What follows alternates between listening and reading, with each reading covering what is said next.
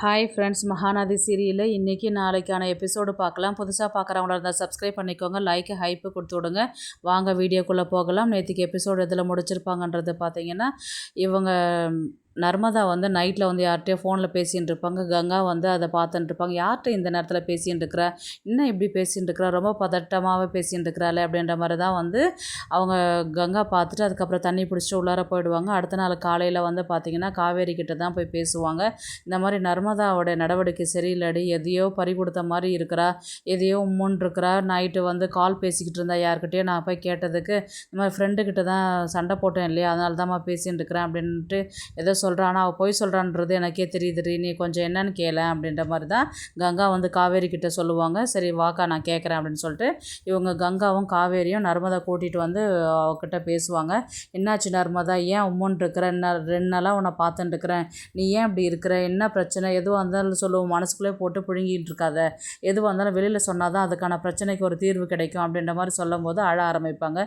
என்னாச்சுடி, நீ அழும்போது எனக்கே பயமாக இருக்குது, என்ன பிரச்சனை, என்ன எந்த விஷயத்தில் மாட்டின்னு இருக்கிறேன்னு எனக்கு தெரியலையே, சொல்லுடி, பயமாக இருக்குது அப்படின்ற மாதிரி சொன்னதுக்கு அதுக்கப்புறம் நடந்த விஷயத்த சொல்லுவாங்க. அந்த மாதிரி காலேஜில் ஒரு பையன் இருக்கிறான், அவன் வந்து ஸ்டார்டிங்கில் நல்ல விதமாக தான் பேசிக்கிட்டு இருந்தான், அதனால் நான் அவனை நம்பி ஃபோன் நம்பர் கொடுத்தேன், நல்லா பேசிகிட்டு இருந்தான், பழகிட்டு இருந்தான். மற்ற பசங்களை என்ன சொன்னாங்க, அவனோட கேரக்டர் சரியில்லை, அவங்ககிட்ட பேசின்னு இருக்காத நீ அப்படின்னு சொன்னாங்க. அதேமாரி நான் பேசிகிட்டு இருக்கும்போது அதுக்கப்புறம் அவன் பேசுகிறத நடந்துக்கிற பிஹேவியர் எனக்கு பிடிக்காதனால நானே அவனை கழட்டி விட்டுலான்னு பேசும்போது அவன் என்ன பண்ணான், நீ இத்தனை பேசிட்டு இப்போ என்கிட்ட பேசாத விடுற அப்படின்னு சொல்லிட்டு என்னை வந்து மிரட்ட ஆரம்பித்தான். அதுக்கப்புறம் திட்ட ஆரம்பித்தான். அதுக்கப்புறம் வந்து எங்கே போனாலும் ஒரு மாதிரி டார்ச்சர் பண்ண ஆரம்பித்தான்.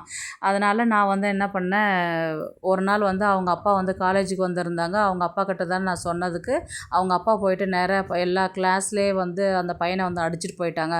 அந்த என்னன்றது தெரியல. உடனே இப்போ என்னன்றான், நான் அவங்ககிட்ட பேசாத, அவன் ஃபோன் நம்பர்லாம் நான் சுவிட்ச் ஆஃப் பண்ணிட்டேன் நான். ஆனால் அவன் என்ன பண்ணால் கண்டினியூஸாக கால் பண்ணி என்னை டார்ச்சர் பண்ணுறான். என்னென்னு பண்ணுறான்னு பார்த்தீங்கன்னா, நீ என்கிட்ட பேசினல்ல, பழகினல்ல, நான் இதெல்லாம் வந்து உன் வீட்டில் வந்து நீ தப்பானவ, நீ மோசமானவன்றதை நான் உங்கள் வீட்டில் வந்து நான் சொல்லிவிடுவேன் நான். அப்போ உங்கள் வீட்டில் இருக்கிறவங்களாம் உன்னை சும்மா விட மாட்டாங்க, உங்கள் வீட்லேயும் ஒரு வழி நான் பண்ணிவிடுவேன் நான் அப்படின்னு சொல்லிட்டு என்னை மிரட்டுறான். அதெல்லாம் தான் வராத பண்ணாத அப்படின்னு சொல்லிட்டு நான் அவங்ககிட்ட கெஞ்சிக்கிட்டு இருக்கிறேன். ஆனால் அவன் வந்து நான் வருவேன் இன்றைக்கி அப்படின்ற மாதிரி தான் வந்து சொல்லிட்டு இருக்கிறான். என்றைக்கு வருவான், உன் மேலே ஏதாவது தப்பு இருக்கா அப்படின்ற மாதிரி தான் வந்து காவேரி கேட்டாங்க. நான் வந்து எப்போ ஒரு பொண்ணு ஒரு பையன்கிட்ட எந்த லிமிட்டுக்கு பழகணுமோ அந்த லிமிட்டுக்கு தான் பழகிருக்கிறேன், நான் அது மீறி நான் போகல. அப்போ உன் மேலே தப்பு இல்லாதவ நீ வந்து ஸ்கூலில் வந்து பிரின்ஸிபல்கிட்ட கம்ப்ளைண்ட் பண்ண வேண்டியது தானே அப்படின்னு சொல்லி சொன்னதுக்கு, என்னால் ஒரு பையனுடைய படிப்பு போகக்கூடாதுன்னு தான் நான் பண்ணலக்கா அப்படின்ற மாதிரி சொன்னதுக்கு, இந்த விஷயத்தெல்லாம் சாரதா கேட்டு சாரதா வந்து ஓடி வந்து அடிக்குவாங்க. காலேஜுக்கு படிக்க அனுப்பினா நீ இந்த மாதிரி வேலையாக பண்ணிட்டு இருக்கிற நீ அப்படின்ற மாதிரி தான் அடி அடின்னு அடிப்பாங்க. உடனே கங்காவும் காவேரி தான் வந்து தடுப்பாங்க. ஏமா அவளே நொந்து போயிருக்கிறா, சும்மா அவளை போட்டு அடிச்சுட்டு இருக்கிறேன், படிக்க அனுப்பினா இந்த மாதிரி வேலை பண்ணிட்டு வரீங்களே நீங்கள் அப்படின்ற மாதிரி தான் வந்து சொல்லுவாங்க.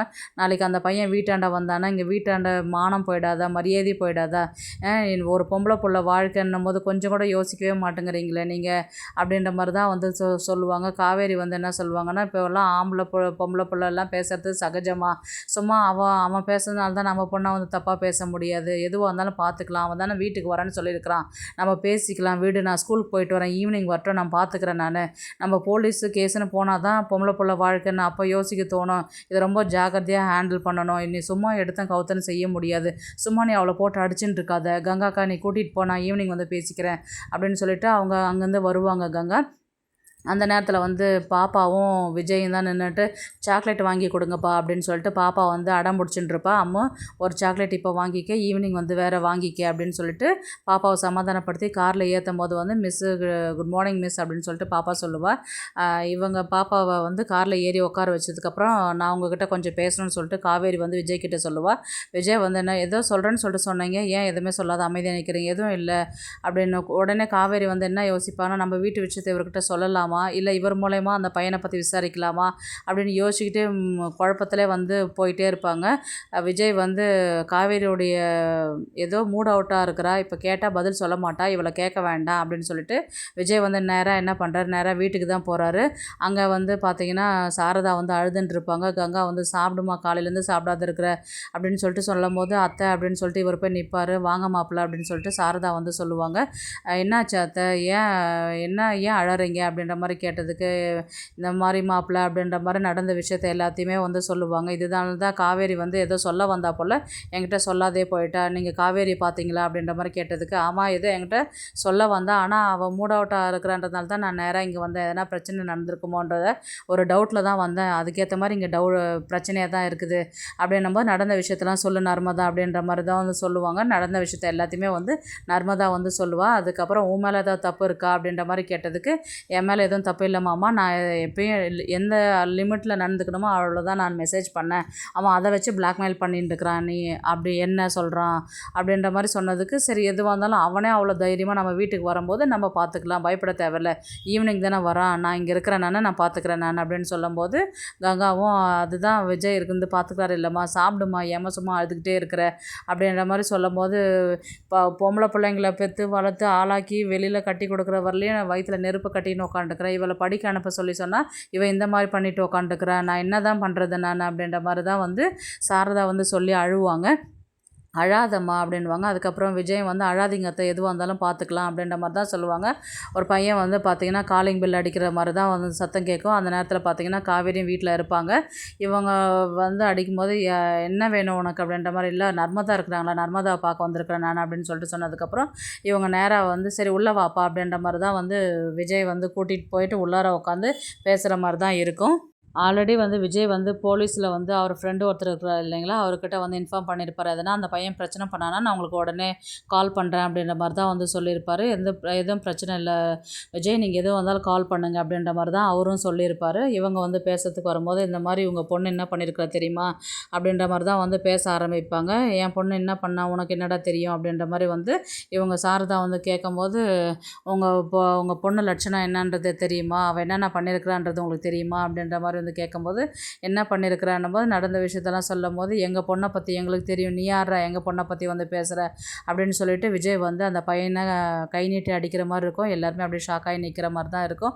அதுக்கப்புறம் வந்து காவேரி வந்து விஜய் வந்து, நீங்கள் பொறுமையாக ஹேண்டில் பண்ண வேண்டியது தானே, ஏன் அப்படி கோவப்பட்டு அடிச்சிட்டிங்க, அதனால் எதனா பின்னாடி பிரச்சனை வந்தால் என்ன பண்ணுவீங்க அப்படின்ற மாதிரி வந்து கேட்டதுக்கு, எந்த பிரச்சனை வந்தாலும் பார்த்துக்கலாம், இன்ஸ்பெக்டர் என் ஃப்ரெண்டு தான், எது வந்தாலும் மேனேஜ் பண்ணிக்கலாம், அவள் தான் எது தப்பு பண்ணலன்னு தெரியுது, இவன் வந்து மிரட்டுறான்னும் போது அவங்க அப்பா அம்மா கிட்ட வந்து நம்ம கூப்பிட்டு பேசுவோம் அப்படின்ற மாதிரி தான் வந்து விஜய் வந்து சொல்லுவார். உடனே வந்து காவேரி வந்து என்ன சொல்லுவாங்கன்னா, எதுவாக இருந்தாலும் நீங்கள் கொஞ்சம் மெல்லமாக ஹேண்டில் பண்ணியிருக்கலாம், அந்த பையனை அடிச்சிட்டிங்க, நாளைக்கு அவனால் எதனா பிரச்சனை நர்மதாவுக்கு வந்தால் என்ன பண்ணுறது, இன்னும் காலேஜ் வர முடிக்காது இருக்கிறா இல்லையா அப்படின்ற மாதிரி வந்து சொன்னதுக்கு, விஜய் வந்து என்ன சொல்வார்னா, நம்ம வேறு காலேஜ் கொண்டு போய் விட்டுடலாம், அந்த காலேஜில் விட்டோன்னா திரும்ப அவனால் பாப்பாவுக்கு பிரச்சனையாக இருக்கும், அதனால் நம்ம வேறு காலேஜ் மாற்றிடலாம், இதில் ஒன்றும் பிரச்சனை இல்லை அப்படின்ற மாதிரி, எதுவாக இருந்தாலும் நான் ஹேண்டில் பண்ணிக்கிறேன் அப்படின்ற மாதிரி தான் விஜய் சொல்லுவார். அதுக்கப்புறம் வந்து அந்த பிரச்சனை முடிஞ்சு இவங்க ஒரு போலீஸில் ஒரு கம்ப்ளைண்ட் கொடுத்துட்டு அந்த பையனை மிரட்டி திட்டி அனுப்பிட்டு, அதுக்கப்புறம் வந்து நர்மதா நீ எதுக்கும் பயப்படாத, நான் வேறு காலேஜில் சீட் வாங்கி தரேன், நீ அங்கே போய் படி, எதையும் ஃபீல் பண்ணாத, ஒழுங்காக ஃப்ரீயாக இரு, எதையும் போட்டு குழப்பின்னு இருக்காத நீ அப்படின்ற மாதிரி வந்து சொன்னதுக்கு, சரிங்க மாமா, ரொம்ப தேங்க்ஸ் மாமா அப்படின்ற மாதிரி தான் வந்து நர்மதா வந்து சொல்லுவாள். அதுக்கப்புறம் வந்து நைட் வந்து பார்த்திங்கன்னா காவேரி வந்து விஜய்க்கு வந்து ஒரு தேங்க்ஸ் மெசேஜ் வந்து அனுப்புவாங்க. என்ன காவேரி வந்து மெசேஜ் அனுப்பிச்சிக்கிறாள் அப்படின்ற மாதிரி தான் வந்து எபிசோடு வந்து முடிப்பாங்க. பார்க்கலாம் கதையை எப்படி எடுத்துகிட்டு போகிறாங்கன்றது. இந்த வீடியோ உங்களுக்கு பிடிச்சிருந்தா ப்ளீஸ் லைக் பண்ணுங்கள், ஷேர் பண்ணுங்கள், சப்ஸ்கிரைப் பண்ணுங்கள். தேங்க்ஸ் ஃபார் வாட்சிங். இந்த வீடியோ உங்களுக்கு பிடிச்சிருந்தா ஒரு லைக் போடுங்க, நம்ம சேனலை சப்ஸ்கிரைப் பண்ணுங்க.